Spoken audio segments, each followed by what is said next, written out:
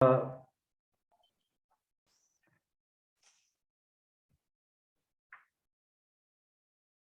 सबसे पहले आप सबसे आदरणीय lieutenant general V K. Chaturvedi ji का परिचय करवाना चाहूंगा।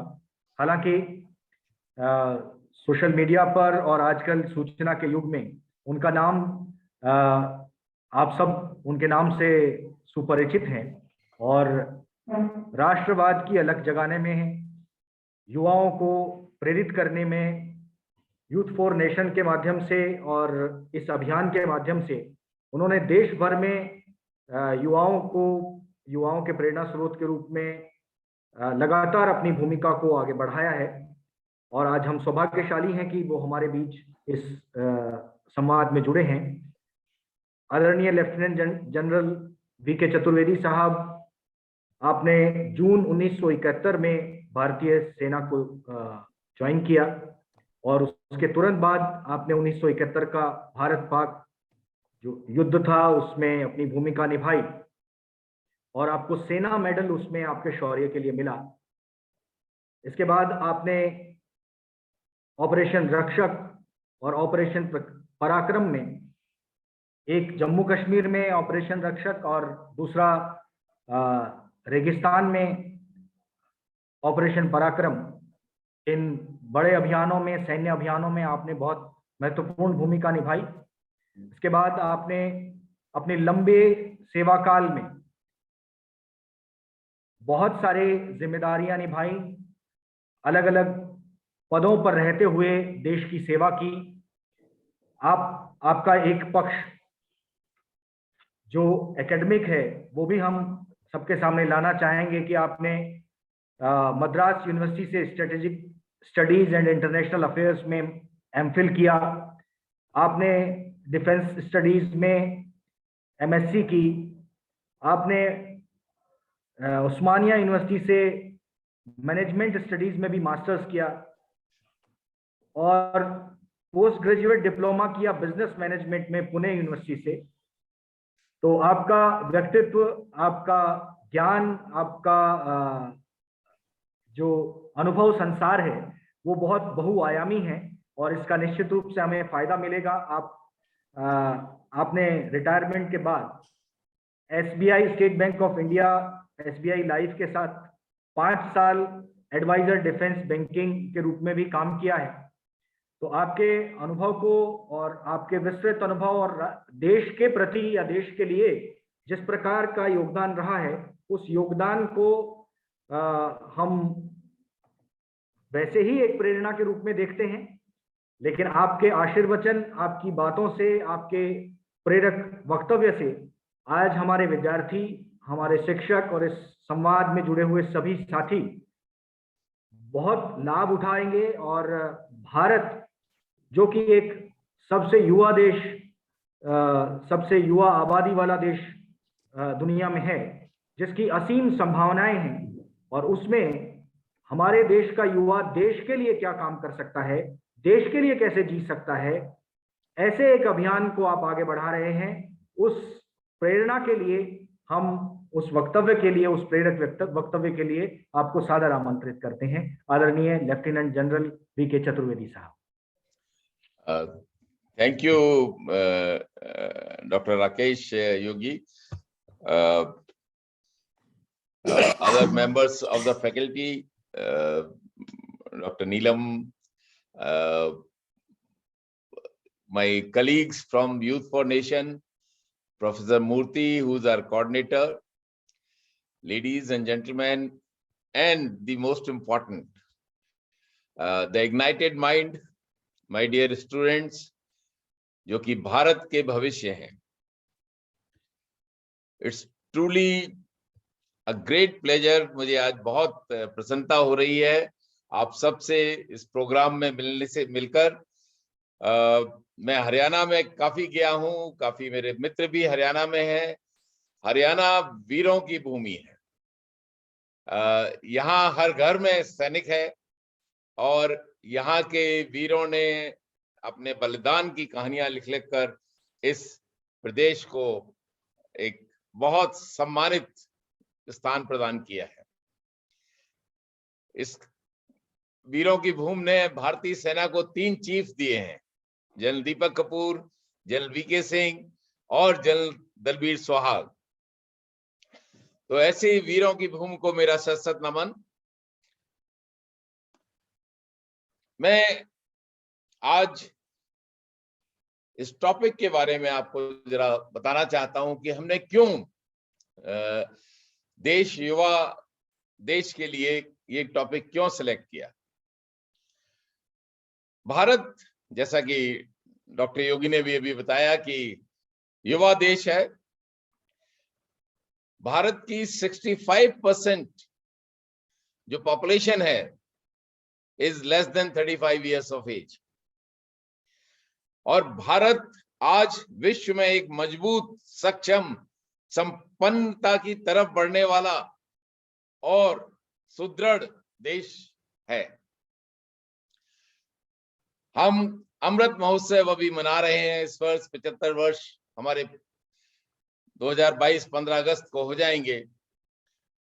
और ये जो अगले 25 वर्ष हैं, जब हमारा ये युवा प्रौढ़ता की तरफ बढ़ेगा, तो ये बहुत महत्वपूर्ण 25 वर्ष हैं जब भारत 2047 में अपनी स्वतंत्रता की शताब्दी मनाएगा।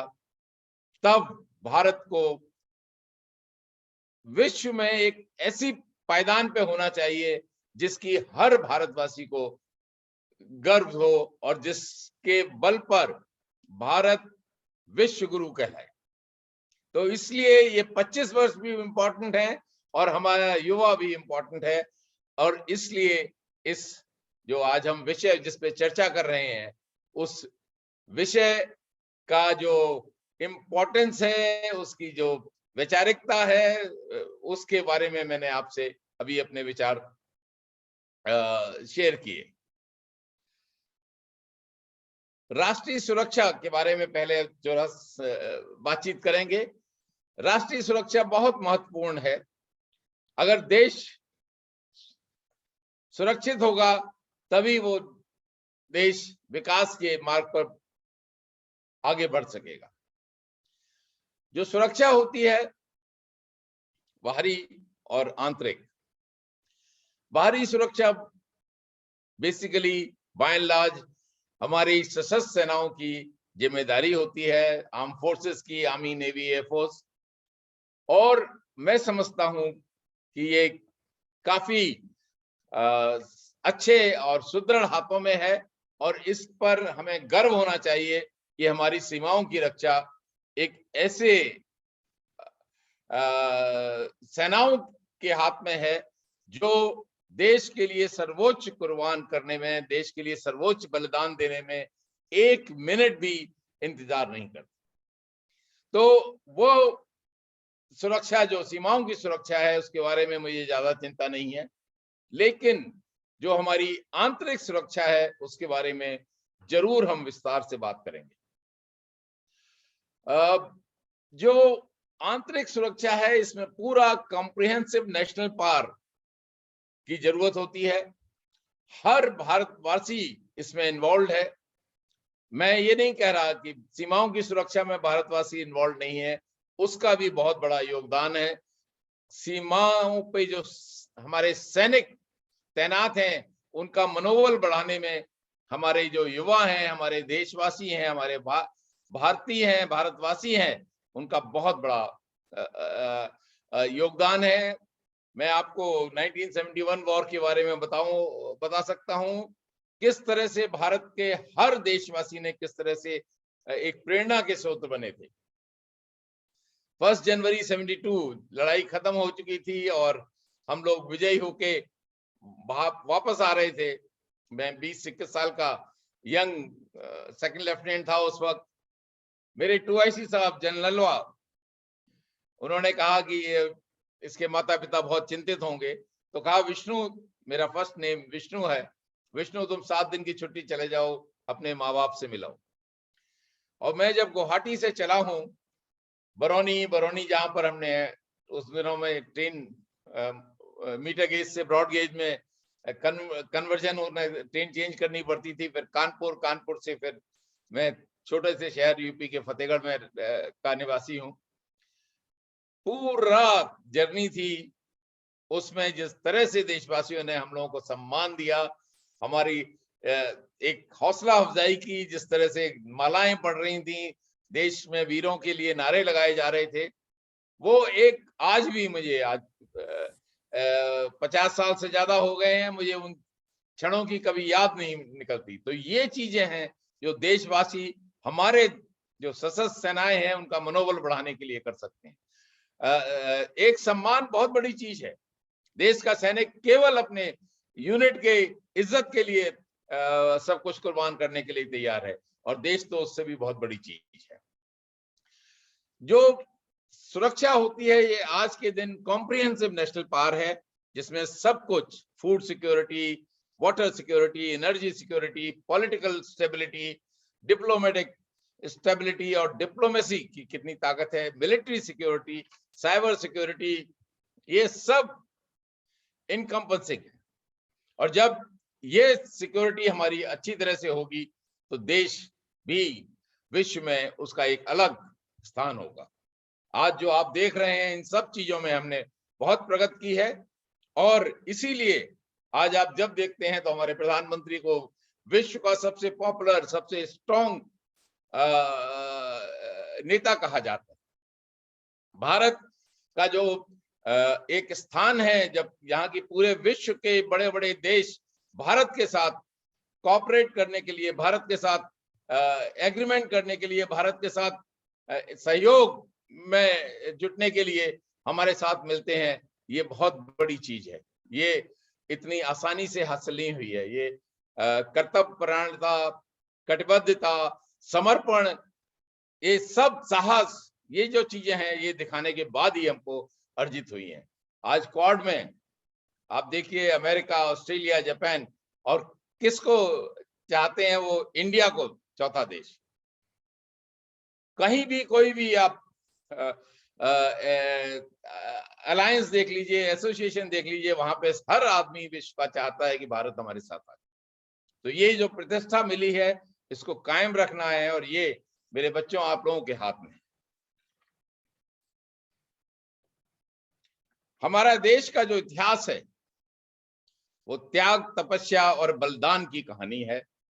हमारे युवाओं ने हमेशा प्राचीन काल से, वैदिक काल से एक जो योगदान दिया है, वो अनुकरणीय। मर्यादा पुरुषोत्तम श्री राम, भगवान श्री कृष्ण, अर्जुन, चंद्रगुप्त मौर्य, चाणक्य, आप बाद में ले लीजिए अशोक, और राणा सांगा, वीर शिवाजी, महाराणा प्रताप, अहिल्याबाई होलकर, झांसी की रानी, और स्वतंत्रता सेनानी मंगल पांडे, चंद्रशेखर आजाद, नेताजी, राजगुरु, सुखदेव, शहीद भगत सिंह, रामप्रसाद बिस्मिल, और बाद में अगर आप स्वाधीनता के बाद की आप अगर बात करें तो सोमनाथ शर्मा, जिन्होंने पहली कुर्बानी दी, और परमवीर चक्र 1947-48, मेजर शैतान सिंह, वो उस कंपनी, चार्ली कंपनी, 13 कुमाऊं, जिसकी मैं अभी थोड़ी देर बाद बात करूंगा, उस कंपनी के कंपनी कमांडर थे, जो हरियाणा के रेवाड़ी जिले के अधिकतर सैनिक उस लड़ाई में शहीद हुए थे। और फिर बाद में धान सिंह थापा, अरुण खेत्रपाल, 1971 में जो यंग, जिसने अपना वायोस कोर्स भी नहीं किया था, वो जब उसका टैंक हिट हो गया, उसके कमांडिंग ऑफिसर ने बोला कि अरुण, तुम अपना टैंक छोड़ दो, तुम्हारा टैंक हिट हो गया है। उसने कहा, नहीं sir, my gun is still firing. और उसके बाद उसने पाकिस्तान के 4 पैटर्न टैंकों को डैमेज किया, बर्बाद किए, और फिर उसने अपने जो प्राणों की आहुति देश के लिए दी। बाद में आप देखिए कैप्टन मनोज पांडे, कारगिल युद्ध में, जिसने कहा था कि अगर मुझे अपने देश की प्राप्ति के पहले अगर मौत भी आएगी तो मैं मौत से भी लड़ जाऊंगा। विक्रम बत्रा, जिसके फेमस वर्ड कि या तो मैं तिरंगा वहां पे चोटी पे लहरा कर आऊंगा या तिरंगे में लिपट कर आऊंगा।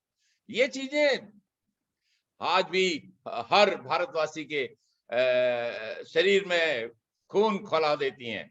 और ये एक ऐसी चीज है कि जो कि हम सबको इकट्ठा रखती है और देश के लिए सब कुछ कुर्बान करने के लिए, सब कुछ न्यौछावर करने के लिए हमको प्रेरित करती है। रेजांगला की लड़ाई जो मैंने अभी बताया, 1962 वॉर, जबकि हम लोग अच्छी तरह से प्रिपेयर्ड भी नहीं थे, हमसे बहुत गलतियां उसके पहले हो चुकी थी। हमने 1947-48 में, जबकि कश्मीर के साथ जो हमारा एक्सेशन था अनकंडीशनल था, हरि सिंह, महाराजा हरि सिंह ने वो बिना किसी कंडीशन के एक्सेशन के लिए स्वीकार्यता दी थी, उसके बावजूद हम यूएन में चले जाते हैं उस केस के लिए। और कैन यू बिलीव 1947 में जब देश आजाद हुआ तो हमारे पहले 2 chief of army staff British थे, सर रॉबर्ट लोखार्ड और सर बूचर। और जब 47-48 में जब हम JNK में लड़ाई लड़ रहे थे, उन कवालियों को खदेड़ रहे थे, उस वक्त हमारा जो पूरा निर्देश हमको मिल रहा था वो ब्रिटिश सोल्जर से मिल रहा था, और उनको ऑकलैंड में यूनाइटेड किंगडम से आदेश दिए जा रहे थे कि किस प्रकार की लड़ाई थी कि जिसमें वो जो कंट्रोल करने वाले थे वो हमारे देशवासी ने। फिर जब फील्ड मार्शल करिप्पा, उस वक्त जनरल करिप्पा ने एक मॉडर्नाइजेशन के लिए, क्योंकि काफी आर्मी पाकिस्तान में चली गई थी, उसके बाद जब उन्होंने एक प्रपोजल रखा मॉडर्नाइजेशन का, एक्सपेंशन का, कि भारत को देश की सीमाओं की रक्षा करने के लिए फौज की जरूरत है, मॉडर्नाइजेशन की जरूरत है, तो हमारे उस वक्त के प्रधानमंत्री ने फाइल पे लिखा कि I don't need the arm forces. Can you imagine कि कोई ऐसा नेता कभी इस तरह से कह सकता है कि मुझे सशस्त्र सेनाओं की जरूरत नहीं है, we are a peace loving country, हम शांतिप्रिय देश हैं और हमको हमारी सीमाओं की रक्षा हमारी पुलिस कर सकती है। और उसी का परिणाम हुआ कि 62 में हमको एक ह्यूमिलिएशन लेना पड़ा, लेकिन भारत की सेनाओं, भारत के सैनिकों, वीरों, शूरवीरों की जो गाथाएं हैं वो उस लड़ाई में भी अनुकरणीय है, अद्वितीय है और हम सब के लिए उदाहरण है। मैं 13 कुमाऊं, 40 कमनी, और जिसमें जो जांबाज थे वो सब रेवाड़ी के आसपास के रहने वाले हमारे बहादुर जवान, 120 जवान थे उस कंपनी में, जिसमें से जिसके अगेंस्ट चाइना ने 5 और 6 वेव में 1300 से 1500 लोगों ने उस रेजांगला की चोटी पर कब्जा करने की कोशिश की। 120 में से 113 जवानों ने अपना सर्वोच्च बलिदान दे दिया, और 7 जो बचे थे वो इस काबिल नहीं थे कि वो लड़ सकें, वो सब जख्मी थे और बेहोश थे। ये इस तरह का बलिदान केवल भारत की सेना ही बड़े गर्व के साथ कह सकती है कि ये हमारे देश के वीर जवान। तो ये चीज मैं जो रेजांगला का बता रहा हूं वो आपके हरियाणा रेवाड़ी के एरिया के आज भी वहां पे एक बहुत अच्छा उनकी स्मृति में स्मृति चिन्ह बना हुआ है। फिर नेताजी सुभाष चंद्र बोस, जिन्होंने एक अच्छे परिवार, संपन्न परिवार से, पढ़े लिखे परिवार से, जो कि उस वक्त का नामी परिवार था, खुद अच्छी शिक्षा लेके कटक में और फिर बाद में कलकत्ता में और कैम्ब्रिज में, इंग्लैंड में ICS की परीक्षा में उत्तीर्ण होने के बाद 4th पोजीशन लाने के बाद इंपीरियल सिविल सर्विसेज ज्वाइन करने के बाद जब जलियांवाला बाग हुआ तो उससे दुखी होकर उन्होंने ICS से रिजाइन कर दिया और करीब 23-24 वर्ष की उम्र में उन्होंने प्रण लिया कि मैं अब देश की सेवा करूंगा। और 1943 में Indian national army, Azad Hind फौज, जो उस वक्त तकरीबन कैप्टन मोहन सिंह ने जिन्होंने रेस की थी, वो काफी इश्यूज थे उसमें और वो करीब करीब बंद होने वाली थी, तब उन्होंने उसको री रेस किया और क्या जोश भरा देश प्रेम की एक लॉ उसमें भर दी कि 60,000 हमारी फौज को एक तैयार कर दिया, जिन्होंने देश के लिए मोइरांग में माइटी ब्रिटिश आर्मी को डिफीट किया। ये बहुत से कम लोग जाते हैं। 14 अप्रैल को आज भी मोरहांग में उस मोरहांग की विक्ट्री को सेलिब्रेट किया जाता है, मणिपुर में जगह। और क्या दे सकते थे? कुछ नहीं। उन्होंने कहा तुम मुझे खून दो, मैं तुम्हें आजादी दूंगा। और उन इनहॉस्पिटेबल टेरेन, रगेड वेदर में उस वक्त वो ऑपरेट किया, जहां आज भी चलना फिरना इतना आसान नहीं है। ये ऐसे जज्बे वाले लोग हमारे देश में पैदा हुए। स्वामी विवेकानंद, जिन्होंने एक अलग ही 1893 शिकागो का जो उनका भाषण था धर्म संसद में, पार्लियामेंट और रिलीजन में, my brothers and sisters from America, ये सब आप लोगों ने सुना होगा। और पूरी विश्व उनके पीछे भागने लगा। उन्होंने रिलीजन के ऊपर बोला था, हिंदुइज्म के ऊपर बोला था, और कुछ तो होगा उस भाषण में हिंदुइज्म के जो कि पूरा विश्व उनसे प्रभावित हुआ। ये सब यंग थे। 38 इयर्स की उम्र में स्वामी विवेकानंद देवलोक को चले गए थे। तो ये ऐसे युवाओं का हमारा देश है जिन्होंने इस तरह के युवा पैदा किए और जिन्होंने देश के लिए इतना बड़ा काम किया। राष्ट्र प्रथम बच्चों, हमेशा जब भी देश, अगर आप कैंटोनमेंट में जाइएगा तो शुरू में ही एक बोर्ड लगा होगा, nation first always and every time. 28 तारीख को, जनवरी को एनसीसी की जो परेड हुई थी, उसमें हमारे प्रधानमंत्री साहब ने भी ये स्लोगन दिया है, राष्ट्र प्रथम सदैव एवं सर्वदा। और विश्व में सबसे बड़ी भक्ति है वो राष्ट्र भक्ति है। सबसे बड़ा जो प्रेम है वो राष्ट्र का प्रेम है। राष्ट्र हित सबसे बड़ा हित है और राष्ट्र की सेवा सबसे बड़ी सेवा है। और राष्ट्र का सम्मान सबसे बड़ा सम्मान। जो भरा नहीं है भावों से, जिसमें बहती रसधार नहीं, वह हृदय नहीं है, पत्थर है, जिसमें स्वदेश का प्यार नहीं। ये जो हमारे बहुत पुरानी कविता है, ये आज भी हर हमारे भारतवासी, हमारे हर बच्चे के दिल में बसनी चाहिए। देश का जो सम्मान, देश का प्यार सबसे बड़ा प्यार। जो जेएनयू में हुआ 2016 में, अत्यंत निंदनीय था, पीड़ादायक था। आज भी मुझे दुख है वो मैंने जब देखा, मैं कभी विश्वास नहीं कर सकता था कि इस तरह के भारत तेरे टुकड़े होंगे, कोई भारत में देश की राजधानी में कोई कह सकता है। और ऐसी चीज मैं आई expect each one of you to ensure that it doesn't happen again.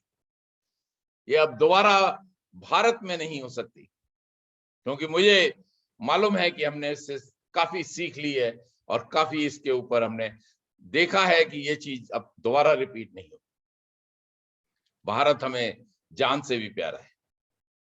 Balakot एक अच्छे नेतृत्व की निशानी थी, एक सक्षम, शक्तिशाली और साहसी सशस्त्र सेनाओं की निशानी।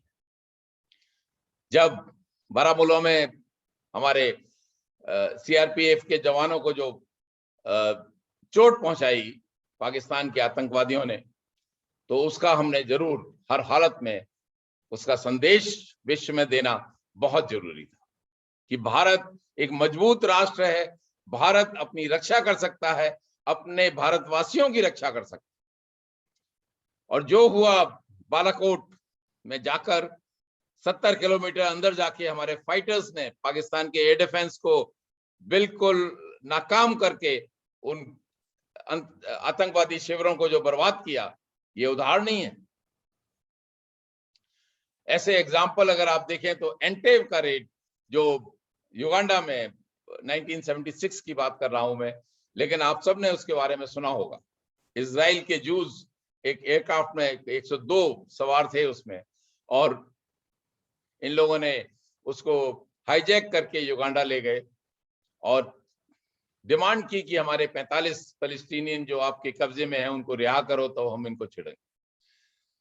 काफी प्रेशर था इजराइल के ऊपर, 5-6 दिन नेगोशिएशन चले, and Israeli cabinet was almost on the verge of accepting this when the then defense minister Aaron Peres, जो इजराइल के रक्षा मंत्री थे, उन्होंने कहा नहीं, हम ऐसा नहीं करेंगे। क्या संदेश जाएगा हम एक कमजोर देश के लिए, और आज इन्होंने ये मांगा है, कल कुछ और मांगेंगे, इनकी मांगे बढ़ती जाएंगी, ये अंत नहीं हो। And they decided to take counter action. एक कंपनी स्ट्रेंथ कमांडोज की भेजी उन्होंने। युगांडन एयरफोर्स को 60 से 70% नाकाम करके अपने 102 जूस को वहां से छुड़ाकर वापस इजराइल में लेकर आए। ये एक शीर्ष मजबूत नेतृत्व, ऐसे देश जिसके जांबाज सिपाही देश की रक्षा कर सकते हैं, देशवासियों की रक्षा करते हैं, उसकी एक उन्होंने उदाहरण पेश किया। और यही उदाहरण हमने एक सख्त संदेश देकर पूरे विश्व को, जो बालाकोट में हमला किया, वह करके दिखाया। बहुत बड़ी रिस्क थी, इतना आसान नहीं था। जो देश का नेता होता है, प्राइम मिनिस्टर उस वक्त हमारे मोदी जी, इन्होंने जो निर्णय लिया वो बहुत कम नेता विश्व में ले सकते हैं। एक ऐसा मतलब मजबूत निर्णय जिससे कि रिस्क बहुत थी। वो हमारे 20 एयरक्राफ्ट में से 1 या 2 डैमेज भी हो सकते थे, कुछ पायलट्स कैप्चर हो सकते थे, कुछ जख्मी हो सकते थे, कुछ अपने बलिदान भी हो सकते थे। लेकिन उसके बावजूद उनको पूरा विश्वास था हमारी सशस्त्र सेनाओं के ऊपर, हमारे एयरफोर्स, हमारे आर्मी, नेवी के ऊपर, जो उन्होंने कहा कि हम ऐसा करेंगे। और कितना सख्त संदेश दिया कि आज विश्व में पूरी सारी कंट्रीज जानती हैं कि भारत शक्तिशाली देश है, सख्त निर्णय लेने में काबिल। और ये आपकी जनता, युवाओं ने दिखाया कि एक अच्छे लीडर को आपने चुना। कितना महत्व होता है आपके वोट का, ये आप समझ सकते हैं इससे। Corruption is another very important. भ्रष्टाचार बहुत महत्वपूर्ण विषय है विश्व के लिए, और ये एक ऐसी चीज है जो दीमक की तरह हमारे देश को खा रही। आप युवा हो से मैं आह्वान करूंगा कि आप लोग इस पे निर्णय लें। कभी भी ना तो रिश्वत दें, कोई भ्रष्ट कार्य कर रहा हो तो उसकी रिपोर्ट करें, भ्रष्टाचार को स्वीकार नहीं करें, और देश को एक ईमानदार शख्सियत दें, देश के लीडर्स ईमानदार हों, और देश में ईमानदारी का एक संचालन हो, बहुत जरूरी है। कोरोना मैनेजमेंट, मैं आपको लास्ट ईयर मुझे भी कोरोना हुआ था अप्रैल में, और उस वक्त फिर जो लहर थी, दूसरी लहर, उस वक्त बहुत ज्यादा हम लोग ने सफर किया। और towards the end of April एक ग्लोबल समिट हो रही थी, उसमें मेरे को भी बोलना था काफी, और हर आदमी भारत के ऊपर नजर है, भारत के बारे में बातें कर रहा था, भारत के नीचा दिखाने के लिए, क्योंकि सोची समझी साजिश के तहत कि अपनी कमजोरी को दूसरे पे दिखा दो। उस दिन मैंने कहा कि देखिए, भारत इतना संपन्न देश नहीं है, Bharat medical facilities point of view से इतना एडवांस नहीं है। हमसे बेटर मेडिकल फैसिलिटीज इटली में थी, फ्रांस में थी, यूके में थी, यूएसए में थी। उनकी हालत हमसे ज्यादा बदतर थी, लेकिन उनकी कोई बात नहीं करता क्योंकि वो संपन्न देश थे। मैंने कहा, उस दिन हम लोग 5 करोड़ वैक्सीनेशन कर चुके थे। मैंने कहा भारत ने 5 करोड़ वैक्सीनेशन कर चुके हैं, which is equal to the population of UK. आज हम 175 के ज्यादा हैं, जो कि more than 5 times the population of USA. मैं आपसे बिल्कुल कन्विक्शन के साथ कह रहा हूं कि आज से 4-5 साल बाद ये स्टैनफोर्ड, हार्वर्ड में ये एमबीए की जब स्टडीज होंगी तो ये केस स्टडी पढ़ाई जाएगी कि how did India manage so well the vaccination program. ये एक गर्व की बात है, और हर भारतवासी को हर फोरम में जहां पे अगर भारत के अगेंस्ट कुछ इस तरह की बातें हों तो हमको कहना चाहिए कि नहीं, ऐसा नहीं है, यू डेयर नॉट। आपकी हालत देखिए क्या हालत, और हमने बहुत अच्छा किया, और केवल देशवाद। और ये क्यों संभव हुआ? ये एक ऐसा नेतृत्व आपके पास है, भारतवासी अच्छे हैं, हमारे कोरोना वॉरियर्स, हमारे डॉक्टर्स, हमारी नर्सेज, हमारे बाकी जो सपोर्ट स्टाफ है, वो देशवासी हैं जिनमें देश प्रेम कूट कूट कर भरा हुआ है। नेशनल सिंबल्स, हमारे राष्ट्रगीत, हमारा राष्ट्रीय ध्वज, हमारा राष्ट्रीय समर स्मारक, नेशनल वॉर मेमोरियल जो अभी नया बना है, ये सब सम्मानीय जगह हैं और इनका आदर करना हर भारतवासी का कर्तव्य है। 52 मिनट के लिए हम अगर अपने राष्ट्रीय गीत के समय खड़े नहीं हो सकते और अपने राष्ट्रीय ध्वज को हम सलूट नहीं कर सकते, तो हम किस बात के भारतीय? और हर फोरम में, अगर इंग्लैंड में भी बज रहा हो तो हमको खड़े हो जाना चाहिए। मैं आपको बच्चों बता रहा हूं कि पूरे विश्व में आपका आदर होगा। वो कहेंगे कि भारतीय ऐसे हैं जो अपने सम्मान की रक्षा करते हैं और सम्मान का आदर करते हैं। ये सब आदरणीय चीजें हैं। हमारा राष्ट्रीय गीत, हमारा राष्ट्रीय ध्वज, हमारा राष्ट्रीय समर स्मारक, अपनी पहचान बनाइए अलग कि ये हम लोग इनका सम्मान करते हैं। राइट्स वर्सेस ड्यूटीज, अधिकार और कर्तव्य, दायित्व, बहुत बड़ी चीज है। हमारी संविधान में अधिकार, फंडामेंटल राइट्स को बहुत जोर दिया गया है। उस वक्त जब हम लोग अपना संविधान लिख रहे थे, जो संविधान के निर्माता थे, वो उस वक्त जज्बा देश प्रेम का इतना ज्यादा था कि कभी वो सोच भी नहीं सकते कि कोई भारतवासी, कोई देशवासी हमारा अपने कर्तव्य करने में पीछे रह जाएगा। तो उन्होंने कर्तव्य इतना वो नहीं दिया, डायरेक्टिव प्रिंसिपल्स में दिया है। लेकिन मैं समझता हूं कि अब समय आ गया है कि हमको अपने कर्तव्य को भी डिफाइन करना पड़ेगा और ये भी बताना पड़ेगा कि जब आप अपने कर्तव्य करेंगे, दायित्व का निर्वाह करेंगे, तब आपको फंडामेंटल राइट्स का अधिकार हो, अपने अधिकारों का अधिकार होगा। बहुत जरूरी है आपका परिवार के प्रति आपका क्या कर्तव्य है, समाज के प्रति, देश के प्रति, आपकी जो देश की प्रॉपर्टी है उसके प्रति। हम अपने देश की ट्रेनों को बर्बाद नहीं कर सकते, हम अपने रेलवे स्टेशनों को बर्बाद नहीं कर सकते, हम पुलिस स्टेशनों पे पत्थरबाजी नहीं कर सकते, ट्रकों को जला नहीं सकते। ये सब गलत है। ये हमारी देश की, हमारे आपके सबके पैसों से बना हमारा भारत देश। तो ये चीज जो है, इसको हमने बहुत सोच समझ के कि हमारे कर्तव्य क्या है, हमको उनका निर्वाह करना बहुत जरूरी है, फिर हम अपने दायित्व की मांग कर सकते हैं। एक बात चली थी national register of citizens, NRC, करीब 2 साल पहले की बात मैं कर रहा हूं, और मैंने देखा कि बहुत लोग ऑब्जेक्ट कर रहे थे कि हम क्यों बताएं अपना क्या है। नहीं, हमको अपने घर में क्या है उसके बारे में मालूम होना चाहिए, हमें स्टॉक टेकिंग करनी चाहिए, हमें, और सब लोग करते हैं, हमें मालूम है कि हमारे घर में क्या है, हमारे किसके पास क्या। अगर इसी तरह से हमें अपने देश के बारे में भी मालूम होना चाहिए कि कौन हमारा देशवासी है। ये राष्ट्रीय सुरक्षा से जुड़ा मुद्दा है। हमारी सेनाएं, हमारे जवान, हमारे महिलाएं जो आज फौज में भी हैं, सशस्त्र सेनाओं में भी हैं, हमारी देश की इज्जत के लिए जो अपनी सर्वोच्च बलिदान देते हैं, तो उनको मालूम होना चाहिए कि वो किसकी रक्षा कर रहे हैं।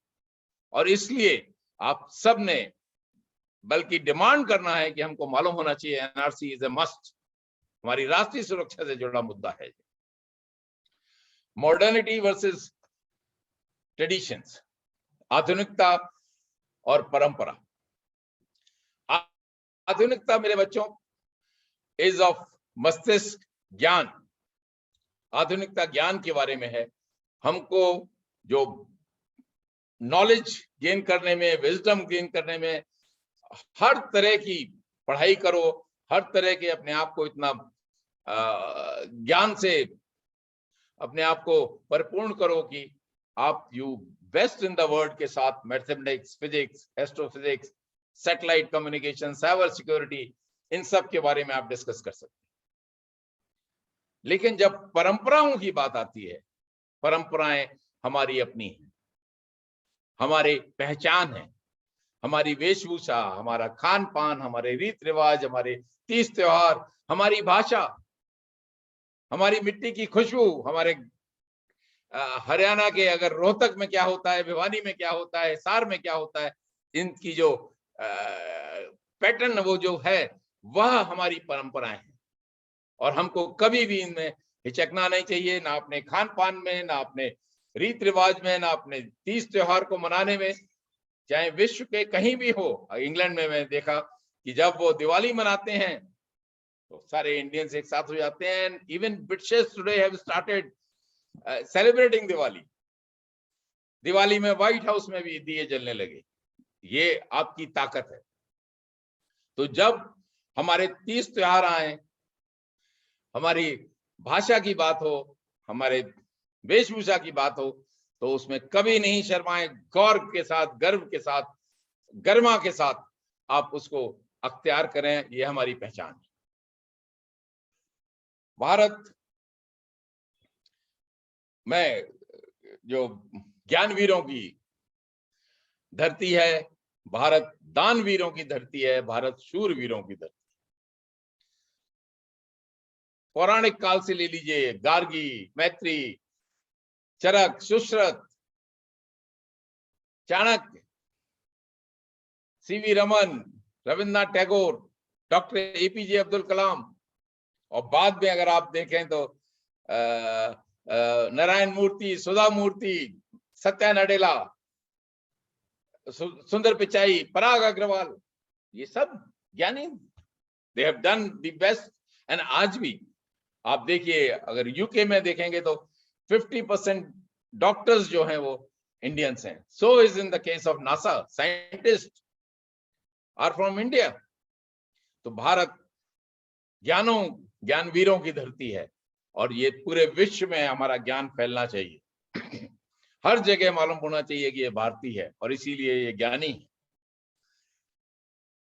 भारत दानवीरों की धरती है। आप दानवीर दधीच, कर्ण, एकलव्य, सावित्री, और अगर आप राजा हरिश्चंद्र, और अभी आप देख लीजिए, कभी भी जब संकट आया है देश पे तो दान देने वालों की कभी कमी नहीं है।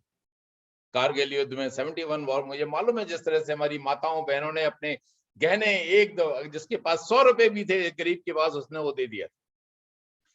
तो ये जो एक हृदय से निकली हुई जो एक आवाज है, वो भारत के हर भारतवासी में बसती। मैं अपने हायर डिफेंस मैनेजमेंट कोर्स के बारे में, मैं 1995 में कॉलेज ऑफ डिफेंस मैनेजमेंट में ये कोर्स कर रहा था, नॉमिनेट हुआ था 1 साल के लिए, और उसमें एक इंडस्ट्रियल टूर होता है। मैं टिस्को गया था, जमशेदपुर। वहां पे रूसी मोदी उस वक्त टाटास के काफी इंपॉर्टेंट हस्ती थे और अच्छी पोस्ट थी। उनके मतभेद तब शुरू नहीं हुए थे। वो हमको गाइड, उन्होंने पूरा एक टाटा का एक राउंड उनकी अपनी फैक्ट्री जो उसमें दिखाया, और एक फ्लोर पे, शॉप फ्लोर पे हमने देखा काफी 250 से 300 बच्चे डिप्लोमा इन ऑटोमोबाइल इंजीनियरिंग कर रहे थे। तो एक क्यूरियोसिटी में लोगों ने उनसे पूछा कि आपकी कितनी रिक्वायरमेंट है, आप 250 से 300 लोगों को क्यों ट्रेन कर रहे हैं? उन्होंने कहा 20 से 25 हमको चाहिएंगे और हम इनको रिटेन कर लेंगे 20। वो कोर्स पूरा सब्सिडाइज था, हॉस्टल फैसिलिटीज फ्री थी, ट्रेनिंग फ्री थी, खाना फ्री था, सारी टाटा बेयर कर रहे थे एक्सपेंसेस। लेकिन वो 300 लोगों का एक्सपेंसेस बेयर कर रहे थे, जबकि उनकी रिक्वायरमेंट 20 से 25 थी। तो नेचुरली एक क्वेश्चन आया कि आप इतना क्यों? और जो जवाब उन्होंने दिया वो मेरे को दिल में आज तक बसता है। उन्होंने कहा, the rest will go and will be assets to India somewhere, कि भारत के एक एसेट बनेंगे और कहीं ना कहीं तो वो इसमें योगदान करेंगे भारत। तो ये जो देश के लिए एक प्रेरणा और देश के लिए एक जो जज्बा होता है, वो इस तरह की कंपनियों में है, और वही जज्बा हमने सबके लिए में उत्पन्न करना है। भारत शूरवीरों का देश है। इसमें मैंने आपको काफी नाम बताए हैं तमाम। हमने माँ चेन्नम्मा, रानी लक्ष्मीबाई, एंड ऑल्सो जो इंडियन नेशनल आर्मी के 60,000 में से 26,000 लोगों ने सर्वोच्च बलिदान कर दिया था, which is a very heavy casualty. More than 45% के करीब लोगों ने अपना सर्वोच्च बलिदान देश के लिए दे दिया था, और कुछ नहीं रिटर्न में मिला। कभी लोगों ने सोचा, आज भी लोग सोचते हैं कि नेताजी का वो सम्मान नहीं मिला जो मिलना चाहिए। अब मोदी जी ने उनके लिए एक स्पेशल जगह इंडिया गेट के पास दी है, और मैं समझता हूं कि ये इसके वो पूरे हकदार हैं कि पूरा देश उनको जाने कि नेताजी एक ऐसे देश प्रेमी थे जिन्होंने देश के लिए सब कुछ दे दिया।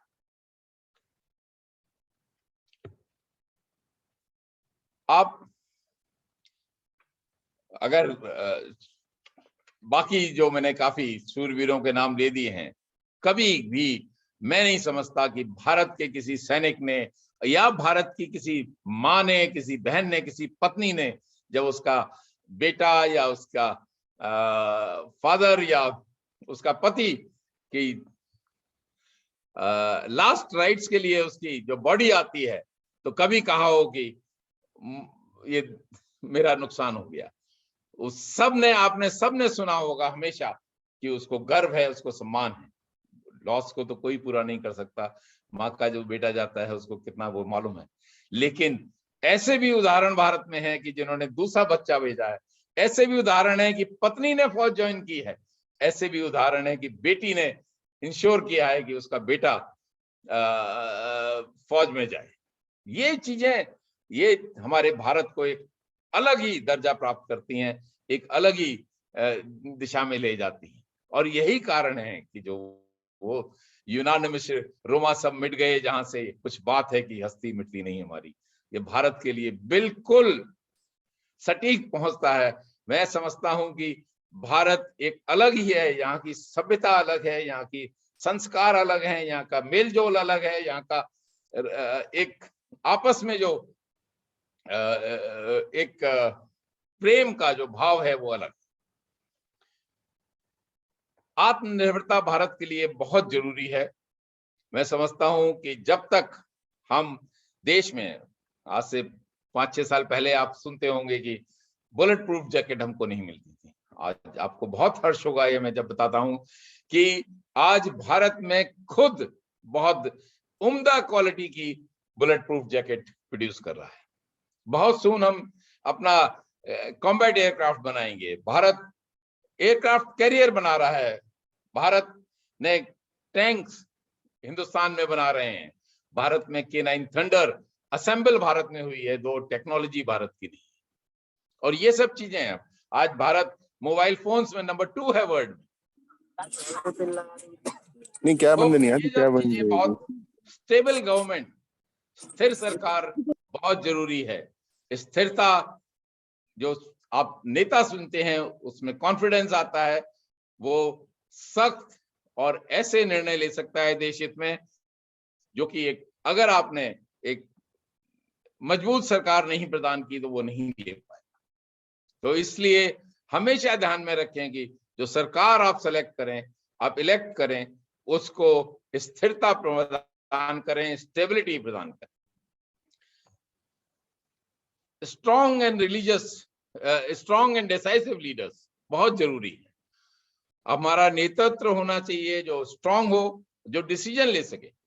और अगर कुछ लोग ऐसे हैं जो कि सोचते हैं कि डिसीजन ना लेना भी डिसीजन है, तो वो सही डिसीजन नहीं है, वो सही दिशा में नहीं है।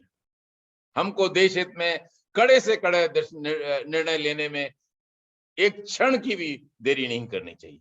जहां देश हित का सवाल, जहां राष्ट्र हित का सवाल हो, मैं समझता हूं हर भारतवासी, हर पॉलिटिकल लीडर एक स्वर में बोलना चाहिए। जो आज जरा सी चीजों में, including doubting the Balakot strike, बहुत पेनफुल है। और इन लोगों को समझाना चाहिए कि ये चीज करना आप लोगों के लिए ठीक नहीं है। भारत एक है, भारत एक रहेगा, और भारतवासी इंश्योर करेंगे कि भारत के ऊपर कोई भी किसी प्रकार का इस तरह से भारत को तोड़ने की कोशिश नाकाम रहेगी हर एक आदमी की। टीम वर्क, एक साथ काम करना बहुत जरूरी है। मदद करना जो भी देश के लिए काम कर रहा है, एक अकेला थक जाएगा, साथी हाथ बढ़ाना ये बहुत बड़ी चीज है। हम सबको एक साथ मिलके काम करना है, देश के लिए काम करना है, और देश के लिए जो काम कर रहा है उसको सपोर्ट करना है। टुगेदर हम वी स्टैंड। जब हम साथ रहेंगे तो हम मजबूत रहेंगे। धर्म और अधर्म, धर्म क्या है? धर्म इज व्हाट इज राइट। धर्म रिलीजन नहीं है। ये लेट इट बी नोन, धर्म, ये मेरा धर्म है कि मैं अपनी बहन बेटियों को बचाऊं, ये मेरा धर्म है कि मेरे राष्ट्र की रक्षा करूं। तो let it be very clear कि धर्म इज व्हाट इज राइट, और अधर्म वह है जो गलत है, जिसको करने में हमको अपोज करना चाहिए। And let there be no neutral people. हमारे में करेज होना चाहिए कि जो गलत है उसको गलत कहने की हमारे में कन्विक्शन होना चाहिए, हमारे में हिम्मत होनी चाहिए। एक बात बहुत मैं आपको महाभारत के टाइम की बता रहा हूं, समर शेष है नहीं पाप का भागी केवल व्याध। जो तटस्थ हैं, तटस्थ इज न्यूट्रल, जो तटस्थ हैं इतिहास लिखेगा उनके भी अपराध। जो तटस्थ हैं दे आर इक्वली ब्लेम वर्दी, दे नीड टू, उनके इतिहास में उनकी भी जो ब्लेम जाएगा वो इतिहास उनके लिखेगा, उनके भी अपराध लिखेगा, they will be criminals. So let us stand together for the right. Unity in diversity, विविधता में एकता हमारी बहुत बड़ी स्ट्रेंथ है, बहुत बड़ी ताकत है, बहुत बड़ी मजबूती है। इसको हमने बचा के रखना है। जो सिपाही सियाचिन में हनुमंतप्पा जो 10 फुट बर्फ के नीचे दब गया था, उसका सीओ तमिलनाडु का था, और वो वहां डटा रहा उन 10 दिन तक, और वो सांसें लेता रहा वो सिपाही 10 दिन तक। जब उसको निकाला गया तो वो सांसें ले रहा था, क्योंकि उसे मालूम था कि मेरा सीओ साहब जो तमिलनाडु का था और ये अरुणाचल प्रदेश का था, वो दोनों इतने जुड़े हुए थे कि वो उसकी सांसें चल रही थी। ये भारत की शक्ति है। वासुदेव कुटुंबकम हमारा हमेशा से, कि वसुधा, ये धरती पे जो भी है वो सब हमारे कुटुंब के हैं, वो हमको हमारा ब्रह्मवाक मूल मंत्र, बीज मंत्र होना चाहिए।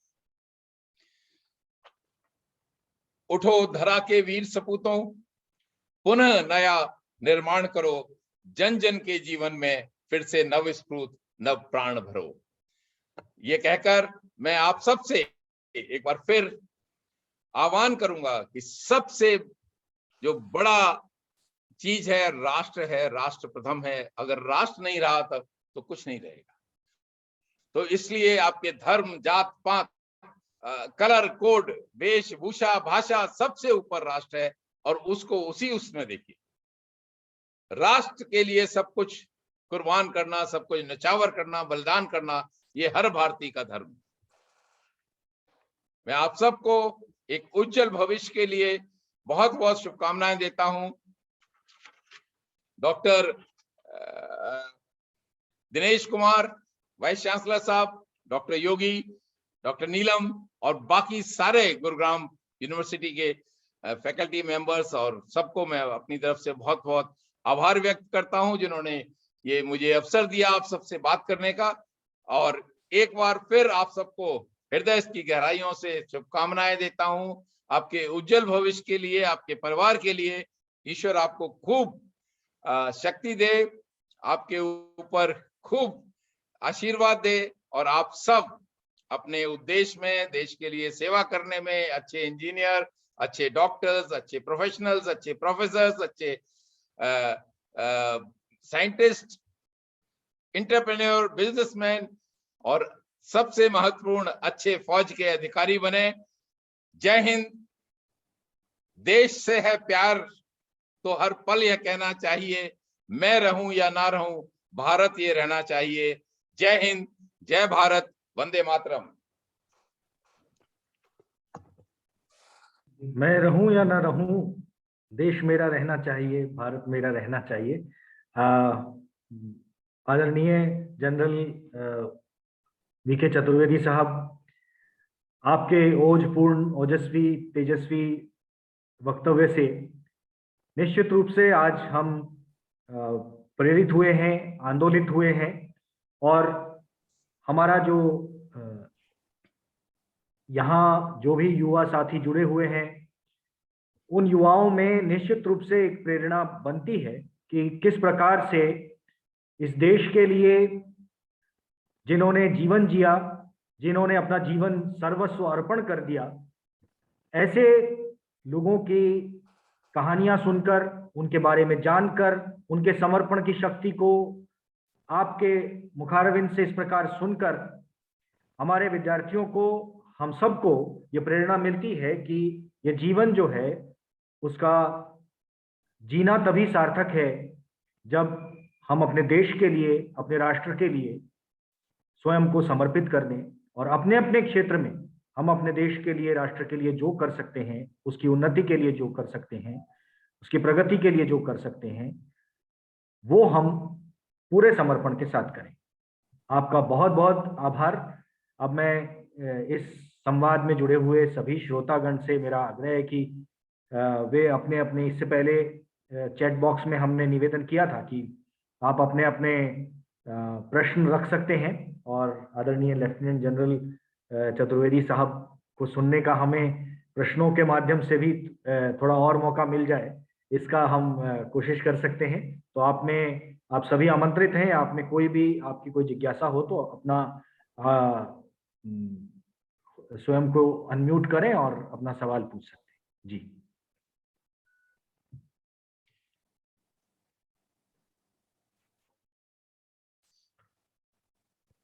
डॉक्टर योगी जी, मेरे ख्याल से एक प्रश्न है चैट में, उसको ले सकते हैं।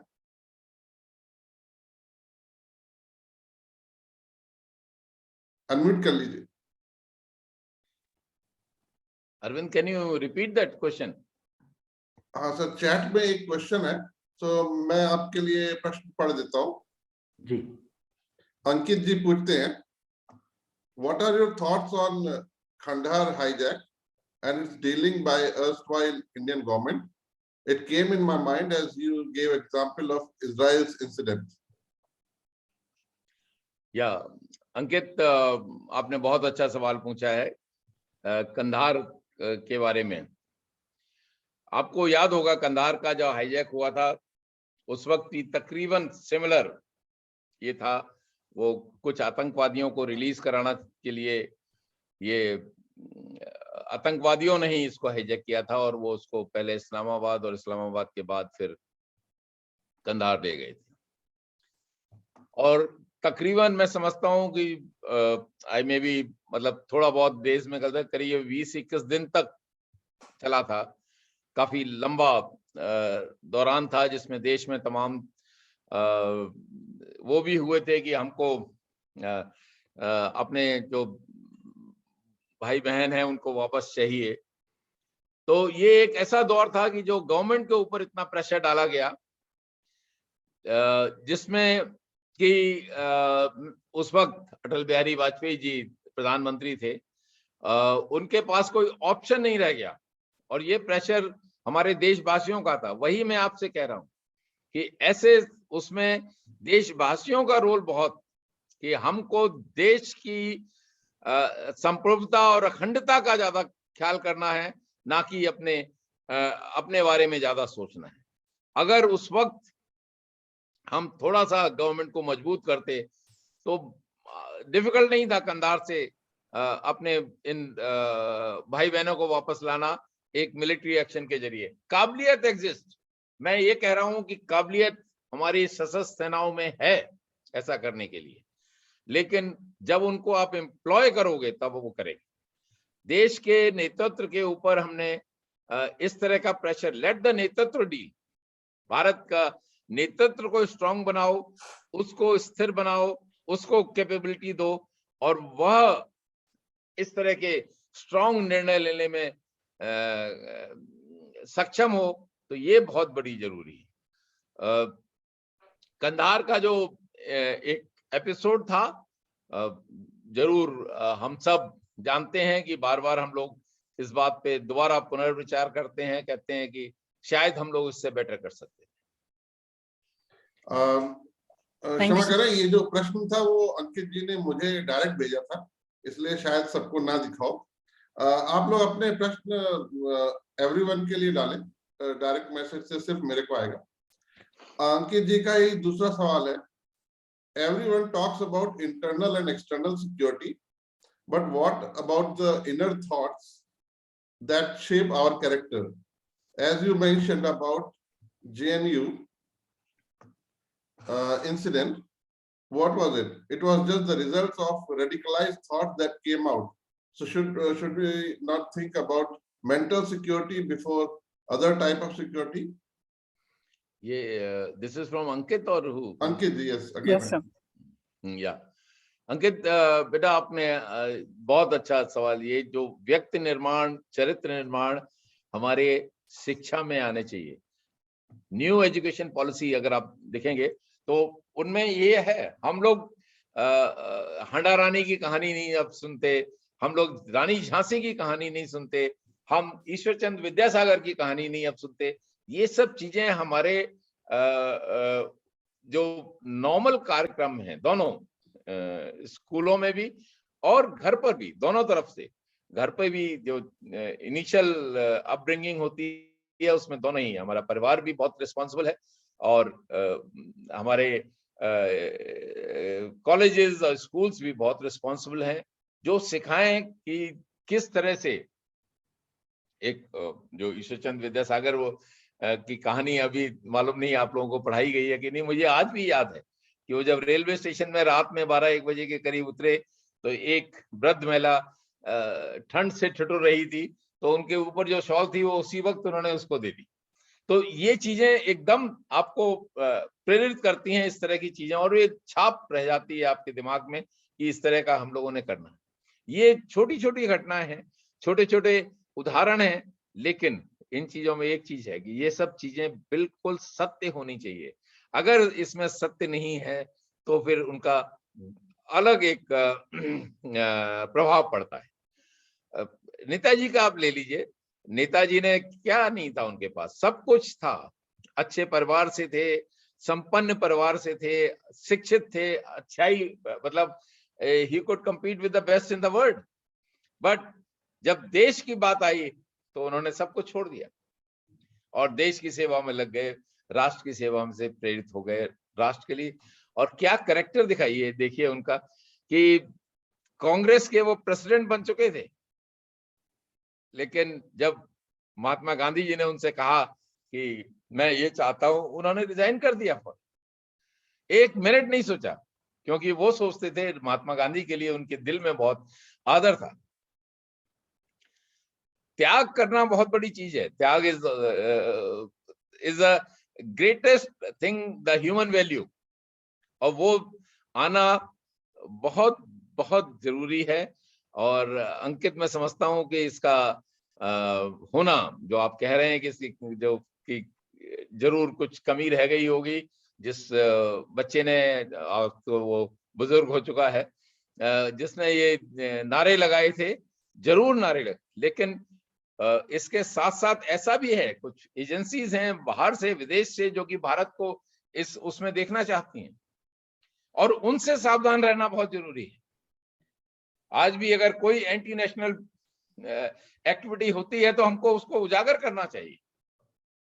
वो हमारे मस्तिष्क पे जो एक अलग प्रभाव छोड़ने की, हमारे को रेडिकलाइज करने की जब कोशिश करते हैं, तो उससे हमने सावधान रहना चाहिए। ये अगर आप ध्यान रखेंगे कि मेरा प्यारा भारत ही मेरा सर्वोच्च है, तो कभी गलती नहीं होगी, कभी नहीं है। राष्ट्र प्रथम सदैव एवं सर्वदा याद रखिए, आप कभी उसमें आप कभी गलत रास्ते में नहीं जा पाएंगे। Okay sir, thank you. Thank you Ankit. Thank you sir.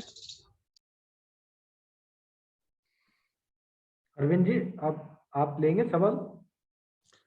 अभी मेरे को सीधा तो कोई प्रश्न नहीं है। अंशिता का सवाल है।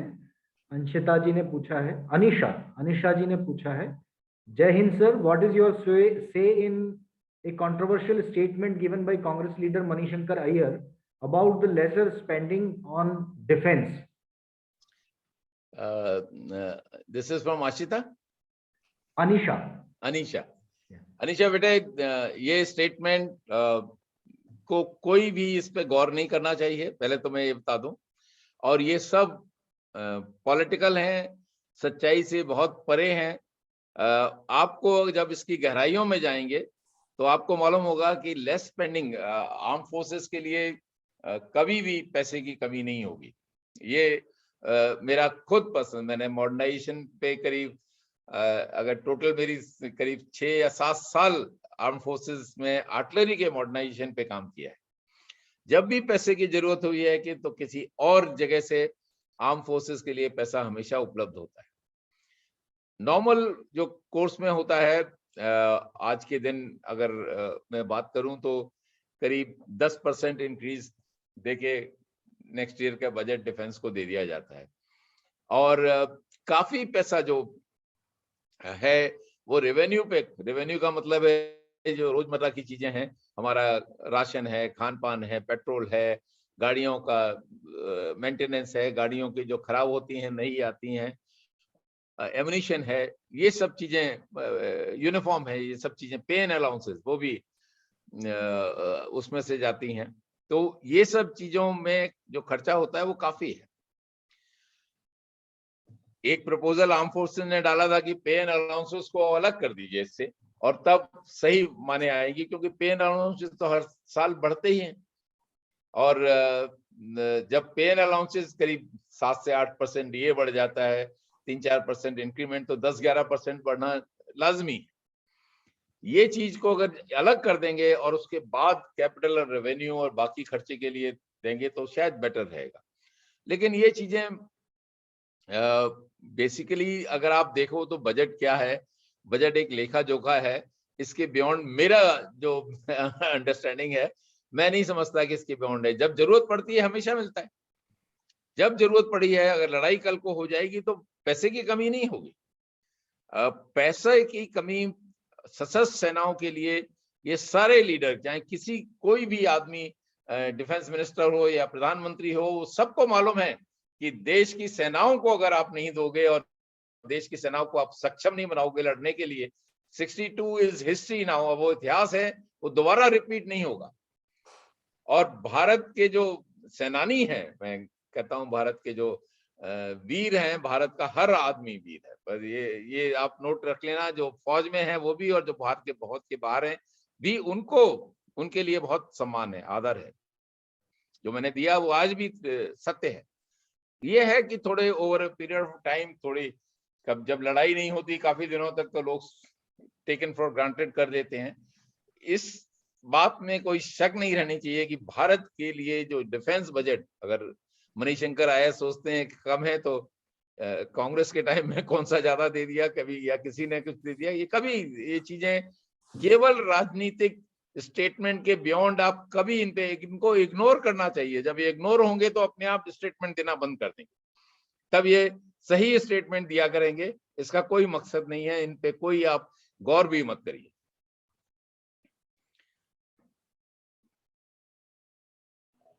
Thank you so much, sir. Thank you बेटा। सुधांशु का प्रश्न है सर, हमारा राष्ट्र विश्व पटल पर विख्यात है जैसा आपने कहा, और ये मेरा सौभाग्य है कि मैं इस मातृभूमि में पैदा हुआ।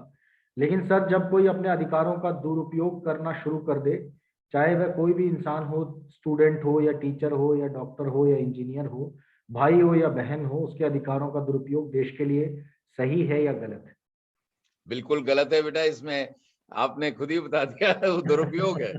आपका क्वेश्चन में ही लिखा है दुरुपयोग, और बिल्कुल सही बोल रहे हैं आप। और मुझे बहुत खुशी है कि आपने क्वेश्चन में ही उसको, आपके हृदय में ये है कि ये गलत है। जैसा मैंने कहा कि कर्तव्य, अगर कर्तव्य मतलब मेरे दायित्व क्या है, मेरे बच्चों के प्रति अच्छी शिक्षा देना एक पेरेंट का दायित्व है। अगर मैं उनको नहीं निभाऊं और एक्सपेक्ट करूं कि वो करें, तो then I think I am failing in my duties. और जब ड्यूटीज में मैं फेल करूंगा तो मुझे अधिकार का अधिकार नहीं है। और इसी तरह से आप जब एज ए लीडर, अगर कोई किसी अपॉइंटमेंट में है, कोई अच्छे ऐसा है जहाँ पे बैंक का कोई बहुत बड़ा एमडी या सीएमडी है और वो उसमें घपले करे, आज के दिन में अगर आप देखें तो सबसे ज्यादा अगर घपले हुए हैं तो बैंक में हुए, तो somebody has to make a correct regulation, somebody उनको अच्छे रेगुलेटर बनाने चाहिए। शायद मैं सोचता हूँ reserve bank of India has definitely faltered at times, may be because of overwork. Otherwise इतने इतने पैसे चले गए, लोन ले गए, डिफॉल्ट हो गया, ये हो गया, उसके बावजूद भी आप शांत बैठे हैं, जब तक कि वो कहीं किसी एजेंसी ने, खुफिया एजेंसी ने या कि इंटेलिजेंस एजेंसी ने नहीं पकड़ा। तो ये सब चीजें, there is a need, and उसमें हमारा जो नेक्स्ट जनरेशन है, technology is going to make the difference. Technology ने आपको मैं एक एग्जांपल देता हूं। पासपोर्ट के जो हम लोग अपने जब लेने जाते थे तो ऑन एन एवरेज 7 से 8 महीने लगते थे, and I am telling you the demand of these दलाल्स जो थे, वो on an average can be anything around from 2500 to 3000 rupees. लेकिन आज टेक्नोलॉजी ने वो सब खत्म कर दिया। I am proud of the my next generation की टेक्नोलॉजी ने सब, and it's a matter of time. Licensing की जितनी भी ये प्रैक्टिसेस हैं, वो सब technology will bring in the change. जो आज ड्राइविंग लाइसेंस दिल्ली में तो मैं नहीं समझता कि कुछ गलत है, लेकिन स्टेट्स में अभी भी है, वो सब खत्म हो जाएंगे जिस दिन जैसे कि पासपोर्ट की तरह एक आउटसोर्स एजेंसी आ जाएगी, ये सब खत्म हो जाएगा। And I have no doubt कि you will make the difference, the yuva will make the difference. Sir आपने टेक्नोलॉजी की बात की, सर, थैंक यू। अगला जो प्रश्न है जी, वो भी थोड़ा उससे जुड़ा हुआ है। जय हिंद सर, अंकुश है, अंकुश का सवाल है। The world is changing very rapidly and I think cyber warfare is the next frontier of war. Is our government taking steps towards it? अंकुश है ना जी इसके? जी जी जी, अंकुश बेटा, आपका बहुत ही बढ़िया सवाल है। Cyber is the next generation of warfare. It is already there, already शुरुआत हो गई है। अभी भी आप यूक्रेन में सुना होगा आपने, कल कोई साइबर अटैक हुआ, ये सब हुआ। लेकिन the arm forces, the leadership, they are aware of it and adequate measures have been taken. They have appointed, I can't discuss so many things here, but a lot has changed. And there is a proposal, cyber command will soon be in place. So this is all going to happen. And Indian armed forces are alive to the threats and challenges of cyber warfare. This will is being taken care of. I can only say this.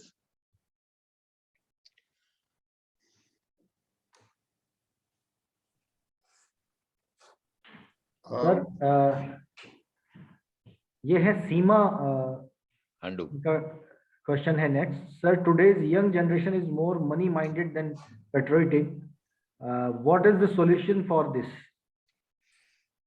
Seema, such a question coming from a young girl, I can only say that we are on the right lines. That is the reason, because you feel that it is wrong, and that's why you have questioned it. Money is a requirement in today's world. There is no doubt. You need to have a reasonably good life, but what is enough? That's where the problem is. Some people think that for me, sky is the limit for lavish and extravaganza. Then there is, you must earn, you must create wealth, you must create employment, you must create happiness around you. But एक चीज मैं बता दूं, जितना आपको खुशी, happiness दूसरे के ऊपर खर्च करने में आएगी, उतना अपने ऊपर खर्च करने में नहीं आएगी। So बेटा, when you have adequate, start spending on others, start spending on the poor, start giving it to your relations, those who need it, start giving it to the poor children, those who need it, start spending on the education of your maidservant child or anything, and number of things are there. But एक चीज ये ध्यान रखना, दान को अगर आप बेनाम रखोगी तो आपको ज्यादा खुशी होगी, उसको नाम मत दे देना, उसमें उतना मजा नहीं है। हमेशा जो चीज मैं अपनी चाची की बात कर रहा हूँ, उन्होंने बहुतों का कल्याण किया, लेकिन आज तक किसी को नहीं मालूम। बेचारी आज वो नहीं है, हमारे से 1.5 साल पहले हमसे बिछुड़ गई, लेकिन आज तक किसी को नहीं मालूम कि किस किस को उन्होंने क्या किया। तो ये चीज बहुत बड़ी चीज है, उसका बखान मत करना, लेकिन जरूर दूसरों पे स्पेंड करो। That is the way to do it. तो ये कुछ प्रश्नों के द्वारा हमने ये जरूर समझा सर कि व्यक्ति निर्माण से ही राष्ट्र निर्माण का जो मार्ग है वो प्रशस्त हो सकता है। बिल्कुल सही कहा डॉक्टर देश के साहब। प्रति समर्पित नागरिक अगर मिलते हैं तभी हमारा राष्ट्र जो है वो परम वैभव तक पहुंचता है जी। और अब मैं इस कार्यक्रम के अंत की ओर चलते हुए doctor Neelam Vashishtha, dean student welfare, Gurugram university, उनसे आग्रह करता हूं कि वो वोट ऑफ थैंक्स के लिए। डॉक्टर नीलम वशिष्ठ। आप सभी को मेरा नमस्कार। आज के कार्यक्रम के इस अवसर पर मुझे धन्यवाद ज्ञापित करने की जिम्मेदारी दी गई है और इसके लिए मैं अपने आप को बड़ा गौरवान्वित महसूस करती हूँ।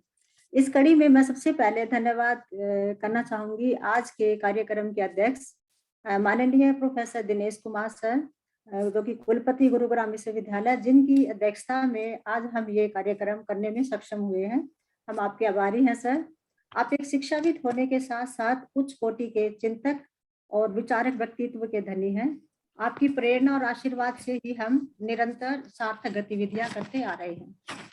अब मैं धन्यवाद करती हूँ आज के कार्यक्रम के मुख्य वक्ता के रूप में जुड़े हुए परम आदरणीय माननीय lieutenant general V K. Chaturvedi sir ji का, सर जिन्होंने अपने व्यस्त समय में से समय निकालकर हमारे इस कार्यक्रम का हिस्सा बनकर हम सबका मार्गदर्शन किया। और सर आपने स्वामी विवेकानंद जी के बताए हुए आदर्शों और उनके नैतिक मूल्य को इतने सरल और ओजस्वी कथन के माध्यम से पेश किया और युवाओं के बीच में के मन में एक ऐसी ऊर्जा का संचार किया है। सर आपका उद्बोधन सुनकर सभी श्रोतागणों के दिल और दिमाग पर एक राष्ट्रवाद, राष्ट्र प्रेम, राष्ट्र भक्ति और राष्ट्र सेवा का एक स्पष्ट चित्र अंकित हुआ है, जो कि हमें समाज और राष्ट्र के प्रति सर्वस्व न्यौछावर करने के लिए प्रेरित करेगा। आपका आशीर्वचन पाकर हम कृतज्ञ हो गए हैं सर। एक बार पुनः आपका हार्दिक धन्यवाद। अब मैं धन्यवाद करती हूँ आज के कार्यक्रम के संयोजक रहे आदरणीय अरविंद त्रिपाठी जी, सर जिनकी कड़ी मेहनत से और लगन से यह कार्यक्रम का आयोजन सफल हो पाया है। मैं आभार व्यक्त करती हूँ आपके अपने वी.के. अरुण जेटली जी का, प्रोफेसर मूर्ति जी का और जितने टीम मेंबर हैं यूथ फॉर नेशन से जो अपने कार्यक्रम में जुड़े हुए हैं, मैं उन सबका आभार व्यक्त करती हूँ। और कार्यक्रम के संचालन कर रहे हमारे प्रोफेसर राकेश कुमार योगी जी का, जिन्होंने इतने सुंदर और व्यवस्थित ढंग से इस कार्यक्रम के मंच का संचालन किया। मैं आपके आभारी हूँ सर। और मैं धन्यवाद करती हूँ सभी अधिष्ठाता गणों का, शिक्षक गणों का, छात्र गणों का, मीडिया कर्मी का और ये टेक्निकल स्टाफ और अन्य सभी वर्चुअली जुड़े हुए सभी श्रोतागणों का, जिन्होंने वर्चुअली जुड़कर हमारे सभी कार्यक्रम में इसकी शोभा बढ़ाई। और सब लोग इसके साथ ही मैं अपनी वाणी को विराम देती हूँ। जय हिंद, वंदे मातरम। धन्यवाद sir. Thank you so much. Thanks a lot, Rakesh ji, Nilam ji, and all the faculty member, and my heartfelt thanks to Professor Dinesh Kumar who made it possible. आप सबको and मेरे बच्चों, I have really enjoyed interacting with you. You have been, your questions were really very enlightening, and they made me think a lot. Thank you so much. Thank you. It was a pleasure being with you today. Thank you all. Pleasure being. Thank you, everybody.